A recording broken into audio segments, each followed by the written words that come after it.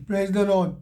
प्रभु का धन्यवाद हो, एक बार फिर से उसने हमें मौका दिया कि हम उसकी हज़ूरी में आ सके। खुदा हम सबको बरकत दे, आशीष दे और हम देख सके कि आज खुदावंद अपने इस पाक दिन के अंदर हमको क्या बताना चाहता है। हम वचन में चलेंगे, हम पढ़ेंगे लूका रसूल की इंजील, उसका 9वां बाब और उसकी 23 से 27वीं आयत। लूका 9, 23 से 27। और खुदावंद का कलाम हमको यहाँ इस तरीके से बताता है, उसने सबसे कहा, यदि कोई मेरे पीछे आना चाहे तो अपने आपे से इनकार करे और प्रतिदिन अपना क्रूस उठाए और मेरे पीछे हो ले। क्योंकि जो कोई अपनी जान बचाना चाहेगा वह उसे खोएगा, परंतु जो मेरे लिए अपनी जान खोएगा वो उसे बचाएगा। अगर इंसान सारे संसार को, सारी दुनिया को हासिल करे और अपना प्राण यानी अपनी रूह खो दे, जान को खो दे तो और उसका नुकसान उठाए तो उसे क्या लाभ। जो कोई मुझसे और मेरी बातों से ले जाएगा, मनुष्य का पुत्र यानी इंसान का बेटा भी यानी खुदा यीशु मसीह जब अपनी और अपने पिता की और पवित्र फरिश्तों की महिमा के साथ आएगा तो उससे ले जाएगा यानी शर्माएगा। मैं तुमसे सच सच कहता हूँ, यहाँ जो खड़े हैं उनमें से कुछ ऐसे हैं जो जब तक परमेश्वर का राज्य ना देख लें मृत्यु को का स्वाद ना चखेंगे। मैं आपके सामने 23वीं आयत फिर से पढ़ दूँ। यदि कोई मेरे पीछे आना चाहे तो अपने आपे से इनकार करे और रोज़ अपना क्रूस उठाए और मेरे पीछे हो ले। प्रभु आप खुदावंद आप सबको आशीष दे, बरकत दे। ये जो आपके सामने पैसेज पढ़ा गया, इसमें इसको मैंने 3 हिस्सों में बांटा है। इसके 3 हिस्से हैं कि पहला ये है कि अगर कोई मेरे पीछे आना चाहे, दूसरा है कि अपने आपे से इनकार करे यानी कि अपने वजूद से, और हर रोज़ अपनी सलीब उठाए और मेरे पीछे हो ले। आज इन्हीं बातों पे हम गौर करेंगे कि खुदावंद से हमको क्या बताना चाहता है। पहली चीज़, अगर कोई मेरे पीछे आना चाहे, यह हम देखेंगे कि कलाम के अंदर लिखा है अगर, यानी कि ये ज़रूरी नहीं है, कंपलसरी नहीं है। यह हमारी मर्ज़ी है कि अगर हम यीशु मसीह के पीछे चलना चाहते हैं और हमेशा की ज़िंदगी पाना चाहते हैं तो हमारे लिए ये ज़रूरी है कि उसके पीछे चलें। और क्योंकि खुदावंद किसी को ज़बरदस्ती अपने पैरोकार नहीं बनाना चाहता, उसने हमें आज़ाद मर्ज़ी पैदा किया। वो चाहता है कि हम अपनी आज़ाद मर्ज़ी से खुदावंद के पीछे होने का डिसीजन लें, फ़ैसला करें। क्योंकि बहुत से लोग तो उसे कबूल तो कर लेते हैं मगर उस ईमान के मुताबिक अपनी ज़िंदगी बिताते नहीं। इसलिए खुदावंद ने क्या कहा है कि अगर कोई मेरे पीछे आना चाहे तो ये सोच लें कि हमें क्या करना, हमें क्या चाहिए। हमेशा की ज़िंदगी चाहिए जो खुदावंद यीशु मसीह के पीछे चलने का मतलब है उसके कलाम के मुताबिक अपनी ज़िंदगी को बिताने से मिलती है। और बाकी तो आप जानते हैं कि दुनियावी बातें तो यह है कि जो दुनिया की है और फिर वो यहीं रह जाएंगी, क्योंकि दुनिया भी हलाक होगी और उसके दुनिया के बातों के ऊपर चलने वाले भी उसके साथ हलाक होंगे। दूसरी बात यहाँ पर खुदावंद का कलाम हमको बताता है कि अपने आपे से इनकार करे, यानी अपने अंदर की मैं को ख़त्म करना है। अपने आपे से मतलब अपने वजूद से, जो कुछ मुझ में है हम उससे इनकार करें। कहें कि हम कुछ नहीं, जो कुछ भी है कि हमारा प्रभु परमेश्वर है। और इसी मैं की वजह से लूसीफर जो था, जो खुदावंद का ख़ास फरिश्ता था, मुख्य स्वर्गदूत था, उसको आसमान से गिरा दिया गया, उसको जन्नत से गिरा दिया गया, क्योंकि उसके अंदर घमंड आ गया था, मैं आ गई थी। और इसलिए खुदावंद चाहता है कि हमें अब क्या काम करना है कि हमें अपने आपे से अपने अंदर की मैं को मारना है और हर बात में ये जाहिर करना है कि जो कुछ भी है सब खुदावंद यीशु मसीह है। इसीलिए दाऊद जो है ज़बूर 103 में क्या कहते हैं कि जो कुछ मुझ में है वो खुदावंद के नाम को जलाल दे। यानी कि अपने ऐसे ही हमें अपने आप को ख़त्म करके अपने अंदर केवल प्रभु यीशु मसीह को लाना है। और इसकी मैं 2 मिसालें मैं आपके सामने रखूँगा खुदावंद के कलाम से। पहली मिसाल मैं रखना चाहूँगा कि पौलुस की है। पौलुस ने भी ऐसे ही किया, उसने अपने हैसियत और अपने रुतबे को बिल्कुल अहमियत नहीं दी, किसी भी तरीके से अपने अहमियत नहीं दी। और देखिए कि खुदावंद का कलाम क्या कहता है। अगर हम 2 कुरिन्थियों उसका 11 बाब और उसकी 22 से 30 आयत तक पढ़े तो देखिए खुदावंद का कलाम बताता है, मैं पौलुस क्या बताता है, दूसरा कुरिन्थियों उसका 11 बाब और उसकी 22 से 30। यहाँ पर वो बताते हैं पौलुस रसूल के, मैं इब्री हूँ, क्या वे इब्री हैं, मैं भी हूँ, क्या वे मैं भी हूँ, क्या वे ही इब्राहिम के वंश हैं, मैं भी हूँ, क्या वे ही मसीह के सेवक हैं। मैं पागल के समान कहता हूँ कि मैं उनसे बढ़कर हूँ, अधिक मेहनत करने में, बार बार कैद होने में, कोड़े खाने में, बार बार मृत्यु के मौत के जोखिम में।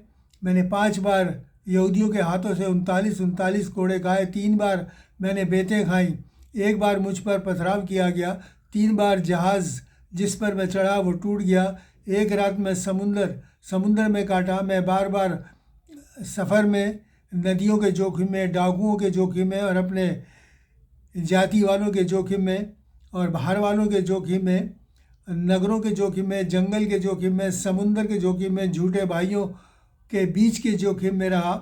परिश्रम और कष्ट, दुख, मैं बार बार जागते रहने में, भूखा प्यासे रहने में, बार बार रोज़ा रखने में, जाड़े में उघाड़े में रहने में। मतलब इन सब बातों का वो कहता है कि मैंने क्या कुछ नहीं सहा, लेकिन वो कहता है कि मैं इन बातों के ऊपर बिल्कुल तरजीह नहीं देता, ये मेरे लिए कुछ नहीं है। वो कहता है कि खुदा का कलाम सुनाना हमारे लिए ज़रूरी है, और मैं नहीं सुनाऊँ तो मुझ पर हाय।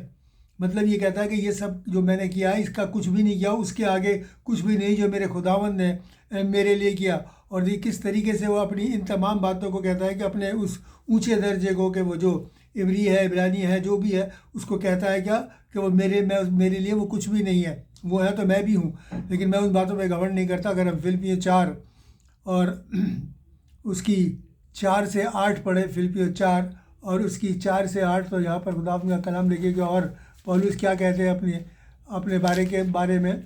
फिलिपियों 3 और उसकी 4 से 8 वो लिखा है कि पर मैं तो शरीर पर भरोसा रख सकता हूँ, यदि मैं अगर किसी और को शरीर पर भरोसा करने का विचार हो तो मैं उससे ज़्यादा बढ़कर हूँ, यानी जिस्म पर भरोसा रखने का। 8वें दिन मेरा खतना हुआ, मैं बिन्यामीन के गोत्र का था, मैं इब्रानी हूँ, जैसे पहले उसने कहा।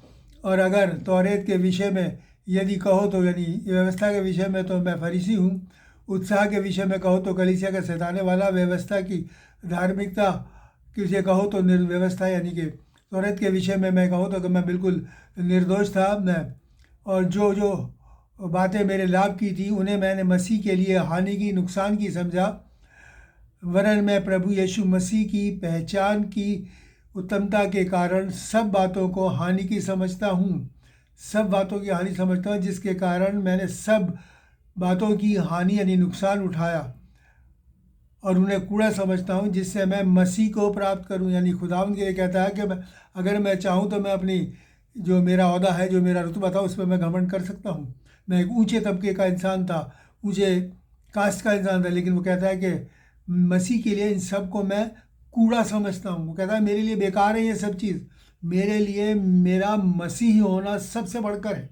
तो कहता है इन सब बातों को खत्म करता है, यानी कि अपने अंदर की मैं को उसने मार दिया कि अब जो तबका, जो रुपया पैसा, जो मेरा रुतबा था यहाँ पर, वो सब मेरे लिए कुछ भी नहीं है, कुछ भी नहीं है। अब जो मेरे लिए है वो मसीह के, मैं किसी भी तरीके से मसीह को हासिल कर लूँ, मसीह को प्राप्त करूँ, मसीह के लिए। वो कहता है ये सब कूड़ा मसीह के आगे, सब बातें बेकार की हैं। और वो चाहता है कि इसी तरीके से अगर देखें कि अगर नीति वचन प्रभव उसकी 16 की 18 में पढ़े तो वहाँ पर लिखा है कि हलाकत से पहले यानी विनाश से पहले गर्व, और ठोकर खाने से पहले घमंड होता है। और उसने क्या करा, पौलुस ने इन सब चीज़ों को अपनी ज़िंदगी में नहीं आने दिया, बर्बादी को, विनाश को, हलाकत को अपनी ज़िंदगी में नहीं आने दिया, को के अपने अंदर से घमंड को दूर रखा। और इसीलिए वो खुदावंद का पैरोकार हुआ, और उसके लिए लिखा है कि वो तीसरे आसमान तक उठाया गया। और देखिए गलतियों 2 और उसके 20 में क्या लिखा है, मैं मसीह के साथ सलीब पर चढ़ गया, और अब मैं ज़िंदा ना रहा पर मसीह मुझ में ज़िंदा है। यानी कि मैंने उसका अपना सारा वजूद, हैसियत, अस्तित्व, जो कुछ भी है उससे अपना इनकार करता है। कहता है ये बातें दुनियावी हैं, ये मेरे किसी काम की नहीं है। मेरे अगर काम की है या मेरी जात है, जो भी है वो किसी बात की नहीं है। अगर मेरे काम का है तो वो ये कि मैं मसीह का हूँ। और वो कहता है कि अब मैं ज़िंदा नहीं रहा बल्कि मसीह मुझ में ज़िंदा है, यानी कि लोग मुझ में मसीह को देखते हैं। और वो इसीलिए मेरे और आपको भी नसीहत देता है कि मेरी सी चाल चलो, पौलुस कहते हैं, क्योंकि मैं मसीह की चाल चला। अब उसमें मसीह दिखाई देने लगा, क्योंकि उसने अपना सारा अंदर खाली कर दिया, अपना वजूद को मिटा डाला और अपने आप में सिर्फ मसीह का वजूद ही उसके अंदर रहा। बड़ी अच्छी बात है, बड़ी अच्छी मिसाल है जो हमको पौलुस से यहाँ मिलती है कि हम अपनी ज़िंदगी जो कहते हैं अपने आपे से इनकार करें। वो यही है, अपने आपे से इनकार करना कि जो कुछ मुझ में है वो बेकार है, और बल्कि अब जो मसीह मुझ में है तो मेरे लिए सब कुछ है, काम का है, और फिर मैं उस जन्नत का वारिस हूँ। दूसरी मिसाल मैं आपको देना चाहूँगा दाऊद की, जो कि दाऊद बादशाह था अपनी कौम का, और उसका भी मिजाज जो था, उसका जो स्वभाव था वो भी ऐसा ही था। अगर हम देखें कि जब ज़रूरत पड़ी थी हैकल बनाने के लिए तो उसने देखिए कितना ज़बरदस्त उसने दान दिया। वहाँ पर लिखा है खुदा उनकी, उसमें अंदर लिखा है, अगर हम पढ़ें दूसरा इतिहास और उसका 29वां बाब और उसकी 4 और 14, दूसरा इतिहास उसका 29वां बाब और उसकी 4 और 14 मैं आपके सामने पर निकाल दूँ।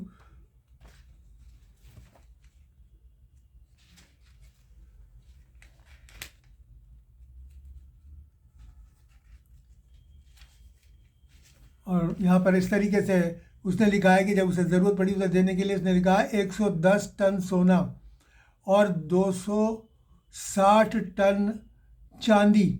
मैं आज के उसके हिसाब वज़न के हिसाब से बता रहा हूँ। वहाँ पर तो किक्कार लिखा है, इतने किक्कार सोना, इतने किक्कार चांदी, जो कि उस वक्त की तोल थी।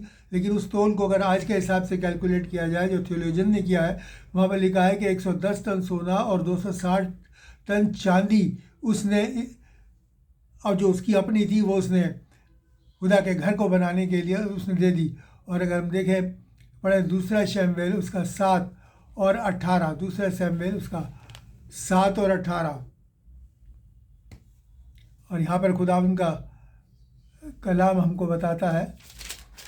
यहाँ खुदावंद क्या कहते हैं, बड़े खुदा दाऊद क्या कहता है, तब दाऊद भीतर जाकर खुदा के सामने बैठा और कहने लगा, अरे खुदा, मैं क्या हूँ और मेरा घराना क्या है कि तूने मुझे यहाँ तक पहुँचा दिया, कि तूने मैं यहाँ तक पहुँचा दिया।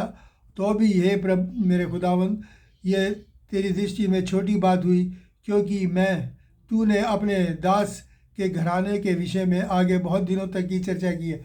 यानी कि वो कहता है कि मैं और तेरा घराना क्या है, हम कुछ भी नहीं है, कोई हैसियत नहीं रखते। मैं तो एक भेड़ बकरी चराने वाला था, तूने मुझे उठा के वहाँ से मुझे राजा बना दिया अपनी कौम का। तो कहता मैं क्या था, फिर भी ये तेरे हाथ से तेरे से ही पाके और तुझी को दिया है। यानी कि वो अपनी कोई बड़ाई नहीं करता। वो कहता है कि जो कुछ भी मैंने दिया है वो मेरा नहीं, वो तूने ही मुझे दिया था। और हम क्या थे, हम तो कुछ भी नहीं थे, भेड़ बकरियाँ चराने वाले थे। और आज इतना मैं दे सका, ये सिर्फ उस खुदावंद की बरकत और नेमत है। और इसलिए उसने भी अपने आप वजूद को जो है ख़त्म कर दिया। और इसीलिए खुदावंद ने अपने कलाम के अंदर उसकी गवाही दी है दाऊद की, कि कहा है कि मुझे मेरे मन के मुताबिक इंसान मिल गया। अगर हम पढ़े एक्स यानी प्रेरित तो एक काम उसका 13 और 22 वहाँ पर लिखा है, खुदा ने कि मुझे एक ऐसा इंसान शिये का बेटा दाऊद मेरे मन के मुताबिक मिल गया, मेरे मन के मुताबिक मिल गया। यानी कि जब हम अपनी खुदी से इनकार करते हैं, अपने आपे से इनकार करते हैं और अपने वजूद को ख़त्म करके मसीह को एक्सेप्ट कर लेते हैं कि जो कुछ भी है मसीह है, और किस तरीके से एक्सेप्ट करते हैं कि तू अपने सारे मन, अपने सारे प्राण, अपनी सारी बुद्धि और अपनी सारी शक्ति से, ताकत से अपने प्रभु से, परमेश्वर से प्रेम कर। और जब हम ऐसा करते हैं तो खुदावंद का कलाम बताता है कि वो हम उसके मन के मुताबिक जाते हैं, खुदावंद का मन हमसे लग जाता है। और इसीलिए खुदावंद ने यहाँ पर, खुदावंद यीशु मसीह ने कहा कि जो कोई मेरे पीछे आना चाहे, अगर सचमुच में तुम मेरे पीछे आना चाहते हो तो अपने आपे से इनकार करो। यानी अपना रुतबा, अपना जो कुछ भी गम बातें हैं, उन सब को अपने से दूर करो और क्या करो, मेरे पीछे होना चाहो। और देखिए, अगर हम खुदावंद के सामने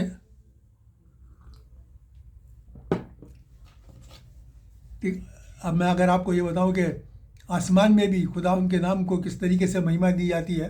अगर हम प्रकाशित वाक्य रेवलेशन 4 उसकी 4 और 10 से 11 पढ़ें तो वहाँ पर देखिए क्या लिखा है। वहाँ पर खुदा का कलाम मेरे और आपको क्या बताता है। 4 की 4 यहाँ लिखा है, और वहाँ पर सिंहासन, तख्त यदि खुदा जिसमें खुदा बैठे के चारों ओर 24 सिंहासन रखे हुए थे। उन सिंहासनों पर 24 बुजुर्ग सफ़ेद कपड़े पहने हुए बैठे हुए थे, और उनके सिरों पर सोने के मुकुट थे, और उस सिंहासन से बिजलियाँ और गर्जन निकलते थे। यानी कि उस जैसे खुदावन के तख्त के आगे जिस पर के खुदावन बैठे हैं आसमान में, वहाँ पर लिखा उसके चार तो क्या होता है 24 बुजुर्ग भी बैठे हैं जो कि सफ़ेद कपड़े पहने हैं, पवित्रता का लिबास अपने में ओढ़े हुए हैं।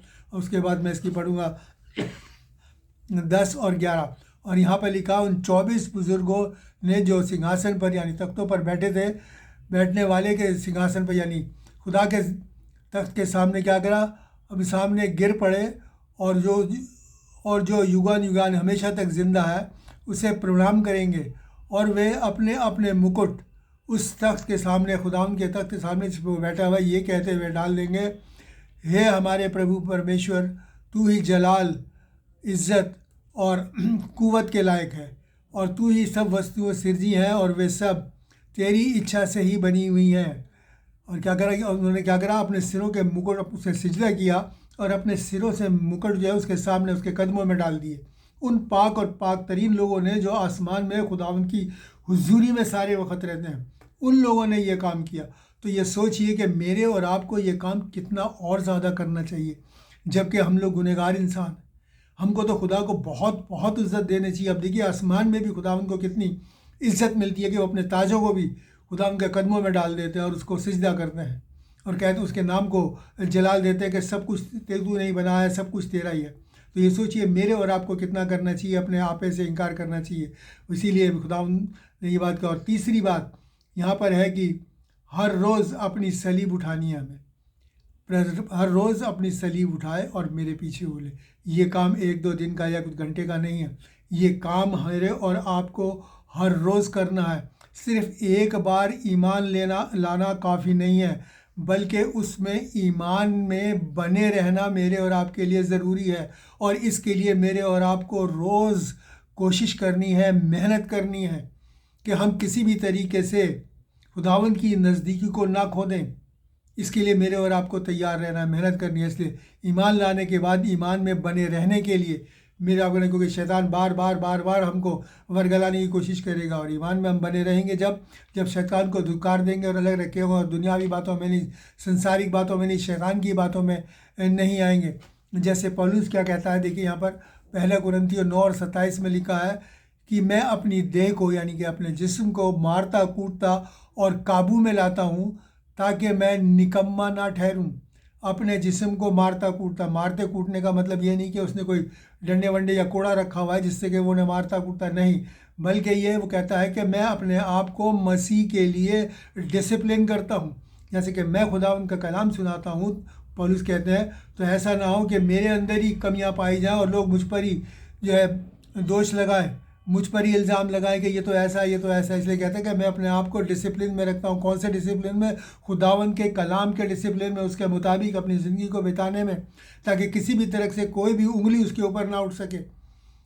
और इसलिए मेरे और आपको जो है डिसिप्लिन करना है अपने आप को कलाम के मुताबिक, ताकि हम उसके सच्चे पैरोकार ठहरे और हम उन लोगों में जाएँ जो कि हम अपनी सलीब को उठाना, यही हमारा अपना सलीब को उठाना है कि हम हर रोज़ खुदाम के कलाम में बने रहने के लिए कोशिश करते रहें। ये हमारे लिए बहुत ज़रूरी है, ताकि हम अपनी ज़िंदगी को खुदाम की मर्ज़ी के मुताबिक बिताएं। खुदाम यीशु मसीह मेरे और आपको रोज़ ये काम दे के, ये नहीं कि आराम से जन्नत में बैठ गया और फरिश्ते उसको जलाल दे रहे हैं, उसको आदर दे रहे हैं, उसको महिमा दे रहे हैं, उसको इज़्ज़त दे रहे हैं, और बड़े आराम से वो वहाँ पर हैं, और हमारे लिए रोज़ के लिए हमें काम देगा, हमें काम हमें रोज़ करना नहीं, ऐसा नहीं है। बल्कि वो खुदा जो है मेरे और आपके लिए क्या कहता है, देखिए अगर हम साम ज़बूर 68 की 19 पढ़ें तो वहाँ पर लिखा है कि मुबारक है खुदा जो हर रोज़ हमारा बोझ उठाता है, वही हमारा नजात देने वाला खुदा है। मुबारक है वो खुदा जो हर रोज़ वो भी काम करता है मेरे और आपके लिए। हर रोज़, ऐसा नहीं कि वो वहाँ बैठा है, उसे मेरी और आपकी फ़िक्र है। जब स्तिफनुस को पथराव किया गया तो लिखा है, जब वो उसने कहा कि मैं अपनी रूह तुझे सौंपता हूँ, तो लिखा है खुदावंद वहाँ पर खड़ा हुआ था, अपने सिंहासन में बैठा हुआ नहीं था। जब उसका दास स्तिफनुस उसके पास पहुँचा, उसका चेला, तो वो उठ के उसने उसका खड़े होकर उसका इस्तकबाल किया, उसका वेलकम किया। और इसी तरीके से वो हमें रोज़ का काम दे के ख़ुद भी रोज़ हमारे साथ हमारी फ़िक्र करता है और देता है कि हम, क्योंकि सलीब को तो हम उठाते हैं लेकिन वज़न वो अपने कंधों पे उठाया रहता है। क्योंकि खुदावंद का कलाम देखिए वहाँ पर क्या लिखा है कि दूसरा इतिहास 16 और उसकी 9 में खुदावंद का कलाम लिखा है, कहता है, देखो खुदा की निगाहें सारी ज़मीन पर इसलिए फिरती हैं कि जिनका मन उसकी तरफ से निष्कपट यानी कामिल है, उसकी मदद में वो अपनी ताकत यानी सामर्थ को दिखाए।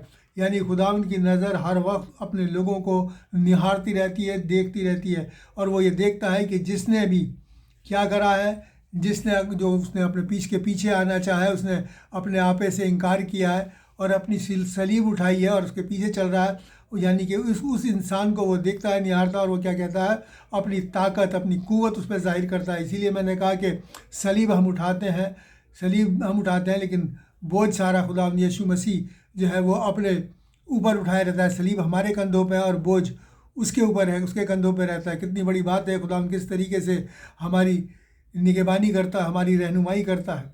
और इतना होने पर भी हम लोग कितने कैसे हैं कि हम उसके सच्चे पैरोकार नहीं ठहरते। और वो कहता है वो अपने लिए ऐसे ही पैरोकारों को ढूंढता है जो रूह और रास्तगी के साथ उसकी इबादत करे, उसकी इबादत करे। इसलिए मेरे और आपको ऐसा ही करना है। हमें भी अपने लिए रोज़ सलीब को उठानी है। अगर हम चाहते हैं कि खुदावंद हमारी मदद करे, अगर हम चाहते हैं करें, तो मेरे और आपको भी ऐसा ही बनना है।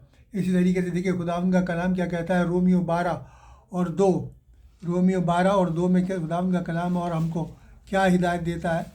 यहाँ पर लिखा है,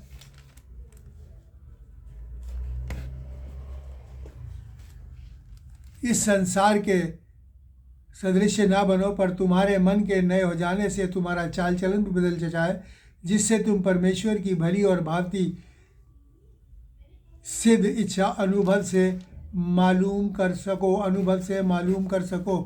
तो ये खुदावंद का कलाम मेरे और आपको हिदायत देता है। यहाँ पर लिखा है, इस जहान के हम शक्ल ना बनो और अकल के नए हो जाने से अपनी सूरत भी बदलते जाओ, ताकि खुदा की नेक, कामिल और पसंदीदा मर्ज़ी को तजुर्बे से मालूम कर सको। खुदावंद की नेक, कामिल और पसंदीदा मर्ज़ी को तजुर्बे से कामिल हो। तजुर्बा कैसे होगा? जब हम अपने आप को खुदावंद के कलाम को रोज़ पढ़ेंगे और उसके मुताबिक जीने की कोशिश करेंगे। तो यही है वो तजुर्बा, जब हमें तजुर्बा हमको मिलेगा और उसके मुताबिक हम उसके कलाम के मुताबिक अपने आप को ढालते चले जाएंगे, अपने ढालते चले जाएंगे। क्योंकि वो कहता है कि इस जहान के हम शक्ल ना बनो। क्यों? क्योंकि हमें किसकी हम शक्ल पे बनाया गया था? हमें बनाया गया था, हम उसने अपने स्वरूप और समानता के अंदर उसने मेरे और आपको बना था। उसने हमें अपना हम शक्ल बनाया था खुदा ने। इसलिए वो चाहता है कि हम शैतान के या दुनिया के हम शक्ल ना बने, हमें मसीह के हम शक्ल बनना है, जिसमें कि मेरे और आपको उसने बनाया उसकी शक्ल और सूरत के अनुसार। उसने अपनी शक्ल और सूरत के अनुसार बनाया, तो हमें वैसे ही बनना है। दुनिया के हम शक्ल मेरे और आपको नहीं बनना। और खुदावंद का कलाम कहता है कि जो वो कलाम मैंने तुम्हें दिया है उसका पूरा फ़ायदा उठाओ। ये कलाम इसीलिए है कि तुम हलाकत से बच जाओ और जन्नत के वारिस बन जाओ। इसीलिए ये कलाम दिया गया। और देखिए खुदावंद का कलाम क्या कहता है, अगर हम पढ़े तौरेत और उसकी व्यवस्था विवरण 33:3, वहाँ पर क्या लिखा है? 33:3 में क्या लिखा है? तौरेत 33:3 में लिखा है, वह निश्चय देश देश के लोगों से प्रेम करता है। वो तमाम देश के लोगों से प्यार करता है और उसके पाक लोग उसके हाथ में हैं। जो उसके पाक लोग हैं, जो पाकीज़गी से अपना ज़िंदगी व्यतीत करते हैं, वो कहता है वो उसके हाथों में। इसीलिए यशायाह में लिखा है कि मैंने तुम्हारी तस्वीर अपने हाथों पर खोद के बनाई हुई है। हम उसके हाथों में हैं और वे तेरे पाँव के पास बैठकर हर एक तेरे कलाम से फ़ायदा उठाता है, लाभ उठाता है।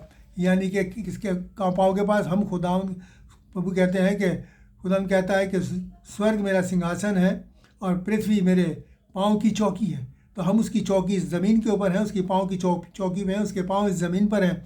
हम यहाँ पर बैठ के और ये कलाम जो उसने ज़मीन पर मेरे और आपको दिया है, इसके अनुसार अपनी ज़िंदगी को हम बिताएं और ढाल दें और पूरा पूरा फ़ायदा इस कलाम का हम उठा लें।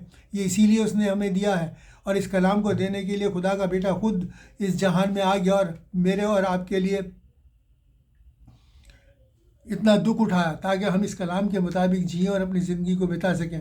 और देखिए, खुदा उसके सिर्फ वो, अगर हमारा खुदा की राहों पे चलना हमारे लिए ही फ़ायदेमंद नहीं होगा, बल्कि आने वाली नस्ल के लिए भी वो मेरे और आपके लिए फ़ायदेमंद है, क्योंकि मैं नहीं, खुदा उनका कलाम इस बात को कहता है। सिर्फ हमें ही फ़ायदा नहीं पहुंचेगा, और कोई नहीं चाहता कि उनकी आने वाली नस्ल जो है वो बिगड़ जाए। हर इंसान चाहेगा कि वो भी उसी तरीके से रास्तबाजी से अपनी इस ज़िंदगी को बिताएं। अगर हम पढ़ें तौरेत व्यवस्था विवरण उसका 12 और 28, तौरेत 12 और उसकी 28, और यहाँ पर क्या लिखा है, इन बातों को जिनका हुक्म मैं तुझे आज सुनाता हूँ, मन लगा कर सुन, कि जब तू वह काम करे जो खुदावंद यहोवा की निगाह में भला है और ठीक है, तब तेरे बाद तेरे वंश का भी भला होगा, तेरे बाद तेरे वंश का भी, तेरी नस्ल का भी भला होगा। जो बातें आज आपको बताई गई हैं खुदा उनके कलाम से बताई गई हैं, अगर हम इसके मुताबिक करेंगे, इसके मुताबिक के कलाम के मुताबिक ज़िंदगी बसर करेंगे, तो हमारे बाद हमारे वंश का भी भला होगा। ये खुदावंद का कलाम है, और कई बहुत सार मैं बता चुका हूँ कि खुदावंद जो है कभी झूठ नहीं बोलता। वो सच्चा परमेश्वर है, इसीलिए प्रभु यीशु मसीह ने कहा है, मार्ग सत्य और जीवन मैं हूँ, रूह हक रास्ता मैं ही हूँ, राह हक और ज़िंदगी मैं ही हूँ। तो इसलिए हम इस कलाम के मुताबिक अपनी ज़िंदगी को बिताएं, और खुदावंद के इस कलाम के मुताबिक हम अपनी ज़िंदगी को ढालने की कोशिश करें कि अगर हमें उसके पीछे चलना चाहते हैं तो हमें अपने आपे से इनकार करना है और अपनी सलीब को उठाना है, यानी अपने आप को मसीह के वचन के अनुसार, मसीह के कलाम के मुताबिक अपने आप को ढालना है, और फिर उसके पीछे हो लेना। यानी ईमान लाने के बाद उसके पीछे होने का मतलब ये है कि उसमें ईमान में बने रहना है। खुदावंद आप सबको बरकत दे, आशीष दे और तौफीक और ताकत दे कि हम इस कलाम के मुताबिक अपनी ज़िंदगी को बसर करके ज़िंदगी के और उस जन्नत के, उस स्वर्ग राज्य के वारिस हो सके। आइए हम दुआ मांगे। महान और दयालु परमेश्वर, तेरा शुक्र करते हैं, तेरी तारीफ़ करते हैं, तेरे नाम को जलाल देते हैं। मैंने शुक्रगुजार हैं तेरे इस कलाम के लिए जो तूने हमें दिया, जिसमें कि तूने हमें सिखाया, हमें बताया कि किस तरीके से हम रास्तबाजी का ज़िंदगी व्यतीत कर सकते हैं, बिता सकते हैं। तेरे पीछे चलकर हमें तौफीक और ताकत इनायत फरमा कि अपने आपे से इनकार करें, अपने मैं को अपने अंदर से मारें और अपना सलीब उठाकर तेरे पीछे चलने वाले हो सकें। इसके लिए हमारे मनों को खोल, ताकि पिता परमेश्वर खुदा तेरा कलाम हमारे दिलों में भर जाए और अब आप आसमानी हम तेरे सच्चे प्यारे कर सकें। सबके लिए बरकत मांगते हुए दुआ खुदा यीशु मसीह के नाम से, आमीन। और अब हमारे खुदा यीशु मसीह का फजल, खुदा बाप की मोहब्बत और पाक रूह की रिफ़ाक़त हम सबके साथ और तमाम मसीह ईमानदारों के साथ अब से लेकर हमेशा तक होती रहे, आमीन। खुदा आप सबको बरकत दे, आशीष दे और तौफीक और ताकत इनायत फरमा के इस कलाम के मुताबिक अपनी ज़िंदगी को बसर कर सकें। God bless you.